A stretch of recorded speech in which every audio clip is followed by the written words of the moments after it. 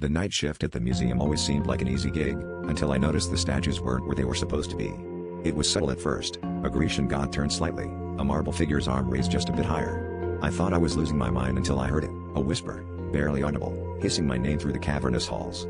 My heart raced. The statues knew me, and they were watching. That first night, I convinced myself it was just exhaustion, but deep down, I knew something was very wrong. As the nights dragged on, the statues became bolder.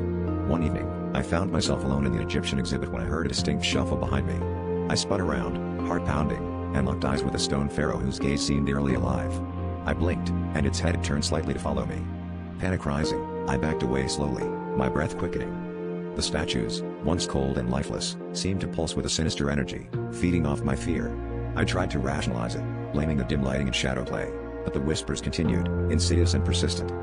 I decided to set up a camera, desperate to capture proof of the statue's movements. I hid it in the Renaissance wing, where the sculptures seemed most active. Reviewing the footage the next morning, I nearly dropped the camera. The statues moved in a macabre dance, shifting and gliding silently across the floor. But the most horrifying part was what they formed, a circle, as if conducting a ritual, and in the center, they had carved a single word into the floor, my name. The realization hit me like a cold wave. They weren't just moving, they were calling to me, demanding my attention. That night, the whispers grew louder, more insistent. Driven by a mix of terror and an inexplicable pull, I returned to the Renaissance wing. The statues stood eerily still, but I could feel their collective gaze.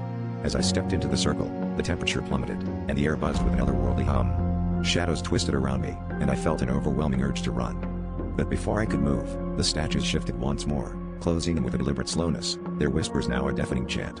They knew my name, and now, I understood, they wanted more than just movement in the darkness. They wanted me.